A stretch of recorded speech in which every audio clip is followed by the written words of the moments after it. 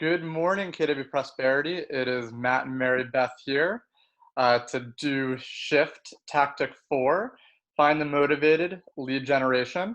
And today, what we're going to discuss is finding motivated sellers and buyers by moving past your myths, figuring out what lead generation methods are working and not working for you, and finally learning how to craft the right message when prospecting and marketing. So really developing what that message is to the people, whether it's farming, whether it's sphere of influence, clients, whatever the case might be. But that's the main topic that we'll be covering through the first 15 pages of this chapter. I think it was pages 49 to 65. Five. So to start, I wanted to just highlight the quote that was at the beginning of this chapter because I loved it.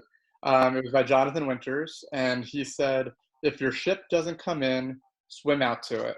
And I think that's, in essence, what this chapter is about, is that the leads that you've been experiencing may not be the same way you're going to be getting the leads that you will be now when you're finding the motivations of people as they're looking to buy or sell. So with that, I guess, where do you want to start? I read the quote, but where do you want to jump off on?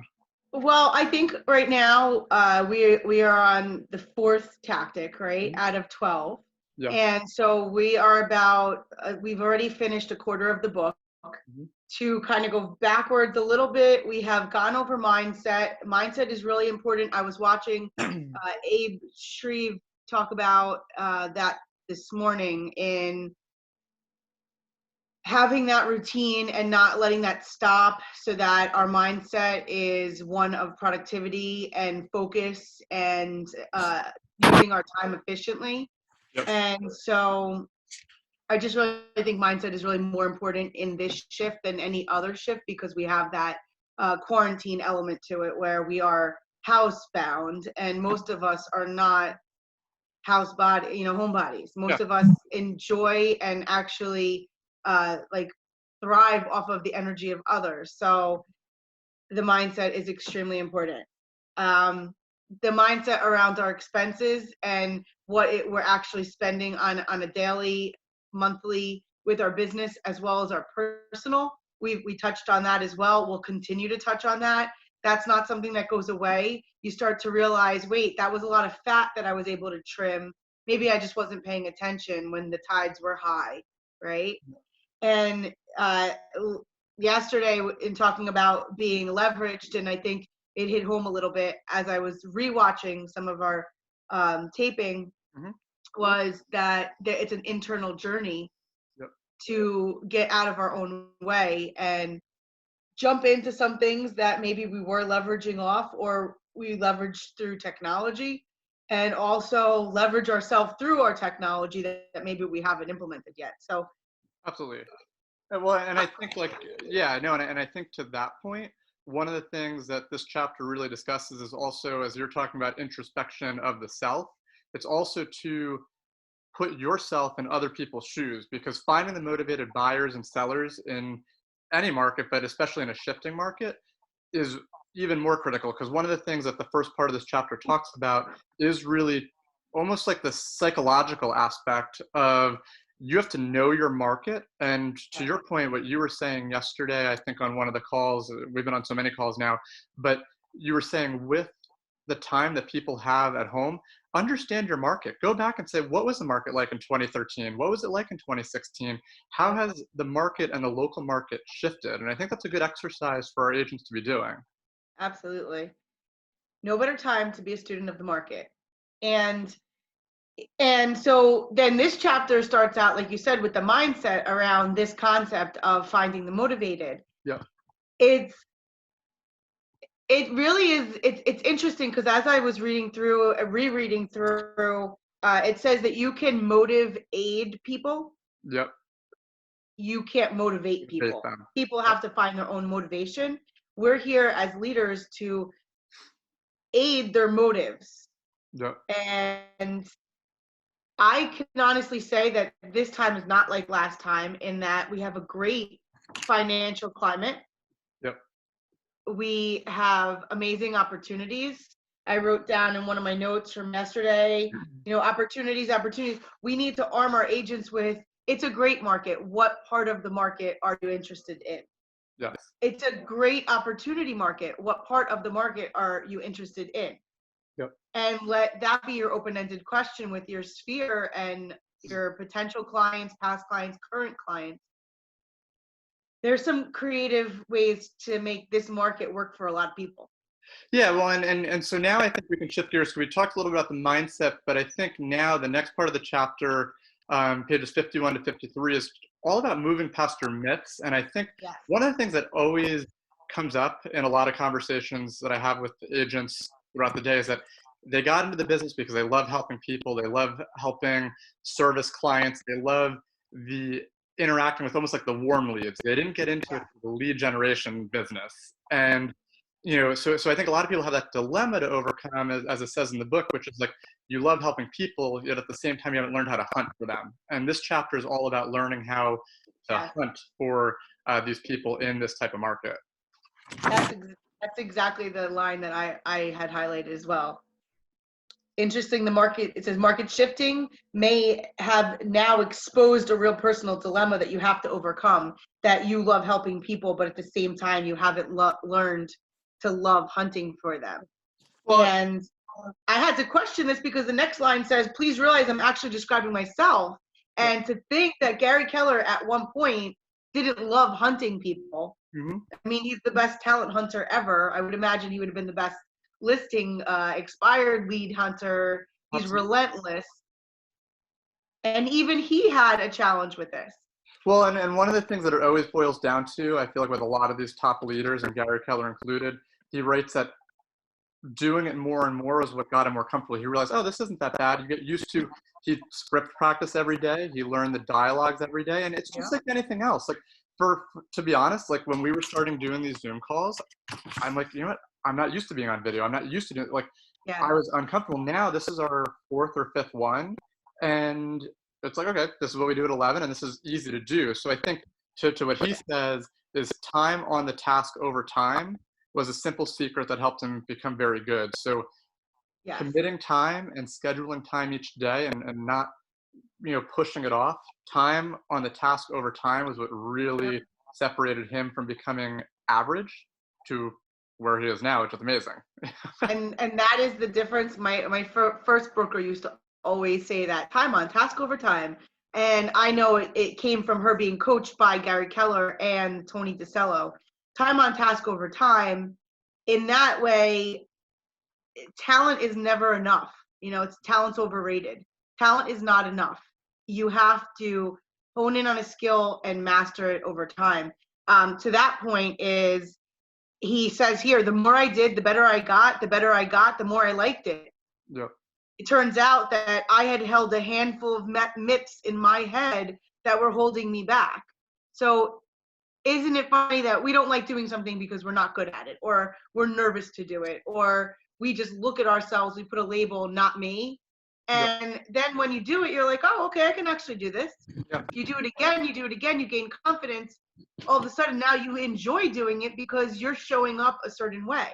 Yep. And I really want to encourage our agents and our leaders to, get uncomfortable if it's getting on video, or get uncomfortable if it's reaching out on a regular basis just to check in with people. If that's not something you did before, this is going to be the time that you're going to get real uncomfortable.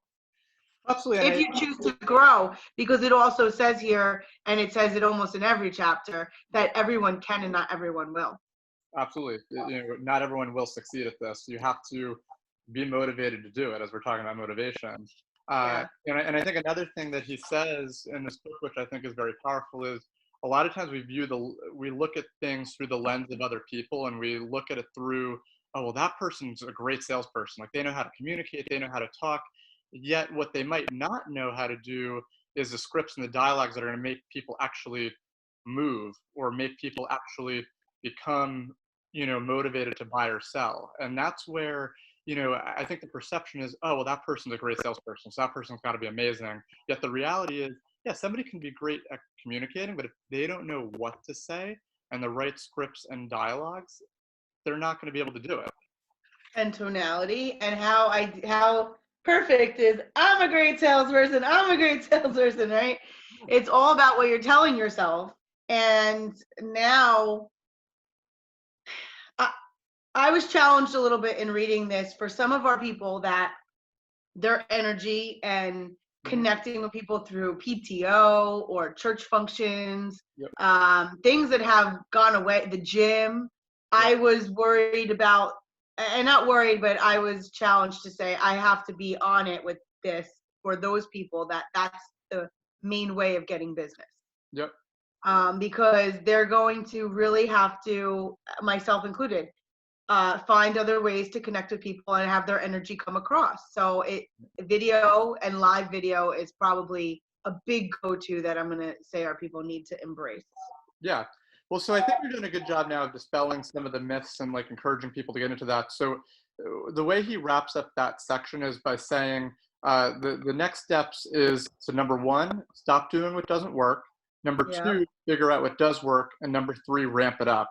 And I think honestly, this next section was one of my favorite things. And I think because I'm a high S and making 55. lists is something that actually like really resonated with me. It's like, okay, well, so how do you know what isn't working? So the activity that he suggested for agents to do, and if you have a pen and paper, for those of you who are watching, yep, it's at the bottom of page 55. The first thing that you want to do is think about, where do my leads come from? So write down and list your top 10 lead generation sources. So write them down. Matt, there's some examples here, right? So did it come from door knocking? Obviously, some of these are going to get knocked out because of the temperature that we're in right now. Yep. And then I'm going to ask you to think about it creatively. How could we virtually door knock, right? How could we maybe yet still deliver something, but it's not in the physical way? Calls to the sphere, agent to agent referrals. We are still seeing those go on. 12 direct newsletter. We have now inside of commands, we have your neighborhood nurture. Yep. Your FISBOs, maybe not. However, Ron was given a story today about a kind of like a FISBO that is trying to do it on its own, and loved the way we were going to do the keeping it moving commitment. Expired sign calls, website registrations. Obviously now we have command ads and client parties. Well, and this is going to look different for every person, because the key part to this is to write down the things that you think where you're getting your leads from. But then the next step is to actually write down and be trackable that, okay, how many leads in the last 12 months did you actually get from door knocking?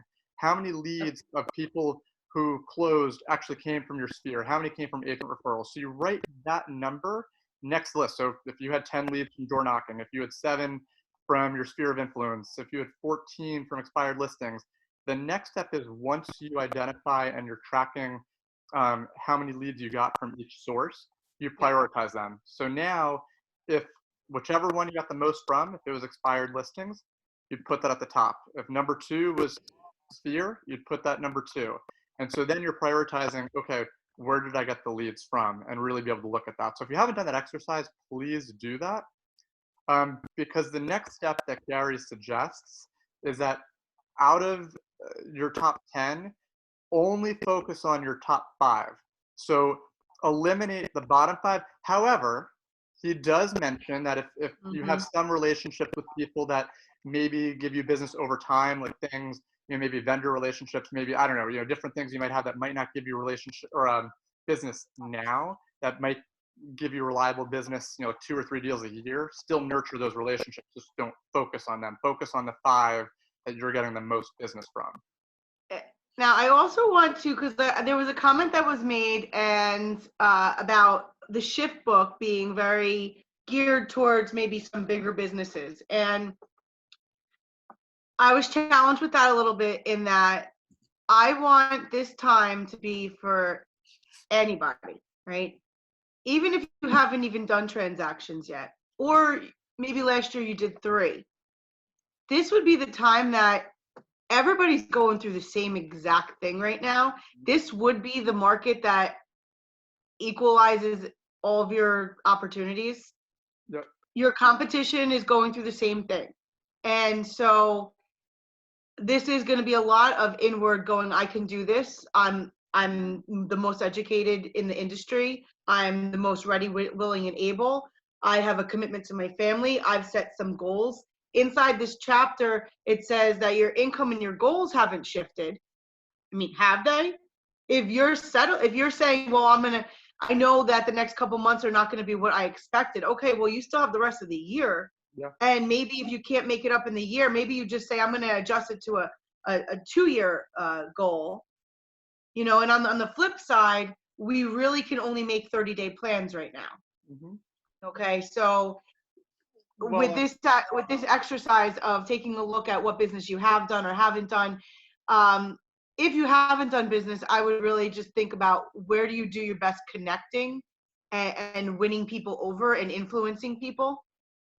yeah, well, And let's stick with strategies that are similar to those. absolutely. And to what you were just saying too, or what you were alluding to, is you need to do this every month. And I think almost more so now than ever, because who knows how things are going to change. Like, you know, with technology, with maybe where people are looking for homes or their search options. I mean, who knows? So it's important to really do this monthly, because you just don't know. You know, it's just, sorry, somebody had come on the call and I was fixing the Yeah. screen, Well, but yeah, you don't want to miss the moment either. yeah, Right now, and we're going to talk a little bit about some markets, but right now we do have to start thinking who is the buyer and the seller right now, yeah, not who was the buyer and the seller for a typical spring. yeah, It's who would still need to sell right now and who still needs to buy right now. yeah. We are going to be starting a list of inventory that is going to launch after some of the restrictions are lifted. And that's going to be super cool because we might be able to match make while we're off market. Yeah. However, I'm sorry, I just saw that Eric. I know. I got distracted when I was talking. I got distracted. Yeah, we were on the same boat. But yeah, It's okay. yeah. So identifying who is our target market right now is definitely different than has ever been before. Okay. Oh. The one thing that I do want to note, because it, again, like you said, everything kind of expands on each chapter, each tactic. It does say at the end of page 56 into page 57 is that before you spend money on, you know, lead generation sources, or even within the 5 that you're getting the most from, make sure you are playing red light, green light. That you do have to lead with revenue and hold each dollar accountable, because if you're not doing that, you're going down a slippery slope. Right, and paying you back for the product is not a profitable arrangement. Right, and you have to make that margin your own. Is it twice? Is it 10 times? Is it 4 times? Each product is going to have its own return on investment, and you have to make a stand for yourself, and you're sticking to it or bailing of that lead gen tactics. So if we move on to page 58 inside the chapter, it talks about your message matters. Well, And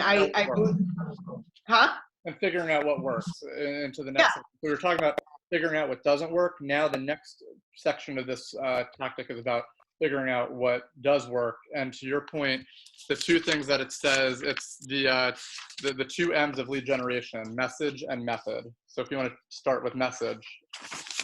Right. So with your message, one of the things we talk about call to action, you've heard that before, I'm sure. And in all your marketing pieces, you don't want to just give out information and then not ask them to contact us, email us today, find out what your home is worth today, click here, take a poll, you know, give us your answers. So that is what is a call to action. And so with your message, you need to always be making an offer. Now, what offer you're going to make is going to be what audience are you going after. As far as the questions you could be asking yourselves is, why would they want to contact you in this market? And what would they get if they did? So Matt, why don't we just do a little brainstorming right now? Who would be one specific type of buyer or seller that we could target market in a time like this? Somebody who maybe is looking to downsize, somebody who maybe they might Yeah. have small business owners, somebody who might have lost their job. Uh, Right. So you just mentioned three actually right there, yep, right? You said somebody who's looking to downsize. We have people in our sphere, in our towns. I'm sure, I know that you can go on and it will show you how many people are still living in their house mhm, after 30 years. So there's different ways to get. However, there are going to be people that are in their homes 30 and 40 years that now might be the time that they go, you know what? We're out of here.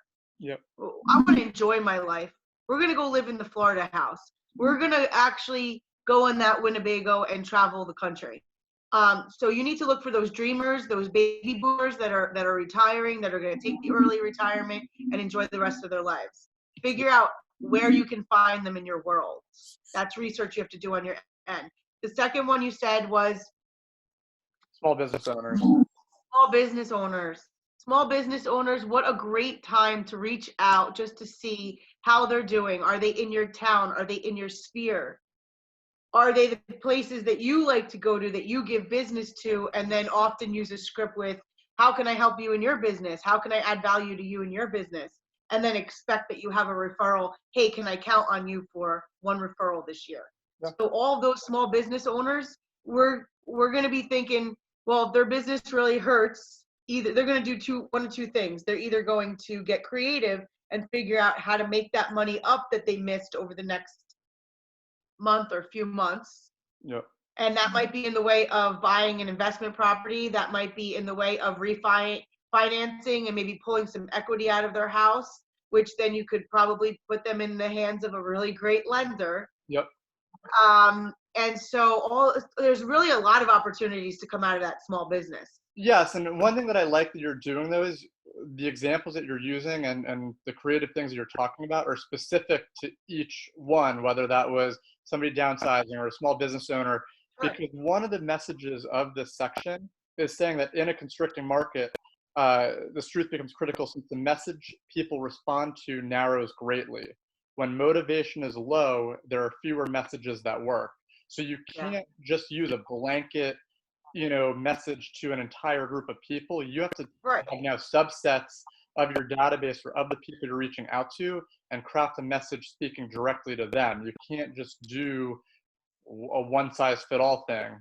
So it's a Like, good message. I'm not going to send out a message to luxury market right now asking them, would you like to know what your home's worth in today's market? Because quite frankly, there probably isn't a market for that right now, Yep. this month, March, maybe April or May, there may be. And yet, for people maybe that are getting into first-time home buying, our interest rate's amazing. Mhm. I'm seeing a few contracts yesterday were put together sight unseen. Yep. So things are happening. And the third person you mentioned, what was the third person you mentioned? It People was jobs that might be looking to need to move. right. So that is a great time to reach out to. If you know of anybody that's getting laid off, just checking in with your people. You're gonna find those stories, Yep. and you may just want to put out a post to certain people. Um, in challenging times like this, if you'd like to know what the value of your home is in today's market, we can give you an at market value today, 326, what we believe we could get for it And that would to be an see if example. there's equity. And that would be an example of an indirect offer. So I know the next couple pages they talk about direct offers versus indirect offers. So offering to what you just said, like the free CMA or free market analysis or that type of stuff, that's indirect. Whereas the direct is really more of a call to action that's asking them for like a yes or no on a more immediate. Maybe you have a house Yeah, for sale and you're saying, hey, are you interested in buying? Yes or no. Like that's more direct versus right. the indirect. Yeah. Also offering some of our vendor services. Yep. If some of our vendors are still, and I'm not just saying real estate, attorney, mortgage, I'm talking about, is our favorite restaurant still delivering, different kinds of offers like that, where you want to bring that to their attention. It's an indirect offer. You're looking for a response, but it may not generate business right now.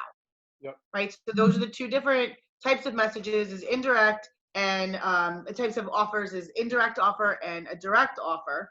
both generating a response. Then what you do with the people that respond is going to be talked about in a little bit later. Yeah, so now that we have like the message, once you clearly craft the message, which we talked about, the next thing is the method. So the two M's, message and method. So the method falls in the lead generation categories into, or lead generation falls into two categories, prospecting and marketing. And I know sometimes you hear people who say, okay, well, I'm a prospecting-based business, marketing enhanced, marketing-based business, prospecting enhanced. I've heard that both ways. So Right. the next part of this chapter is talking about how prospecting gives you instant contact with the market and provides you with the best timely feedback. So it's more immediate. Marketing based, if you're doing it over time, you're going to have more, you're building more relationships and people are seeing it more. You're Yeah. more visible. Yeah. So if we remember from the MREA, the lead generation model, right? So just to go back to that, we have 4 models in the MREA. The first one is the economic model. It's how much money do you want to make, and then working backwards with your conversion ratios to get down to your appointments. Yep. That model still works. It just may mean that we have to talk to many, many more people before we actually get the appointment. So then the second model is lead generation. Lead generation is now that you've identified how many actual appointments you need to go on, how many people do you need to be talking with, and in what fashion, and Yep. in which category, according to your conversion ratios. So when we went through our last shift, and I mean, before our last shift, 2005 is when I had my first full year in the business. It was a marketing-based market.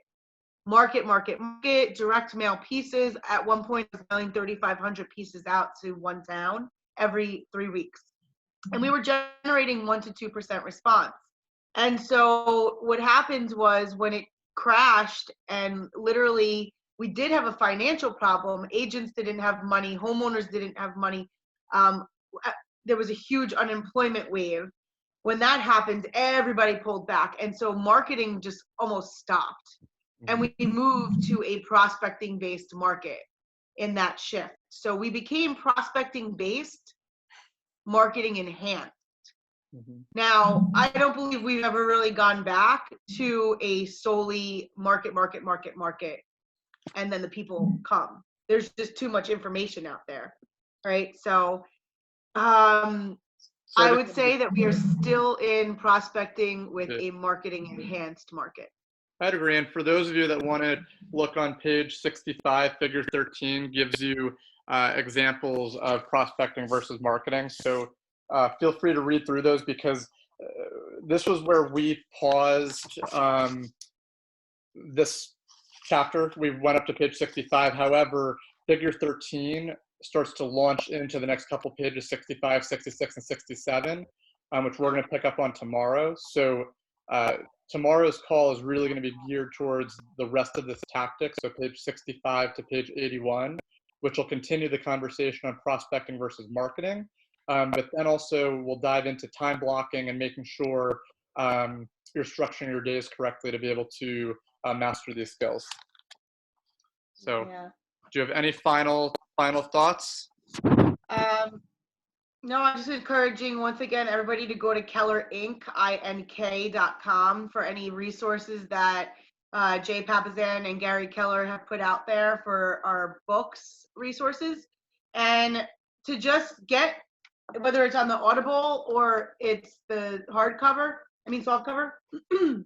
dive into one of these books and use it as a resource. You're going to want to keep it throughout this shift and into the next part of our market as well. So just really grateful for these calls, Matt, with you, because it's really keeping us sharp as well. And I know we're getting awesome ideas even through doing this as to how we can help our agents. So I thank you for being a leader with me. Thank you. No, this has been very informative. I've learned a lot from you, and just really reading the whole book. I've skimmed parts of it, but really actually reading it and diving into it has been a different experience. Yeah. So thank you. And thank you for everyone who tuned in. I'll be posting this on the Facebook page so you can view it again later. And we will see you tomorrow at 11 a.m. for the rest of the chapter 4. Bye, guys. Happy Thursday. Bye. Bye.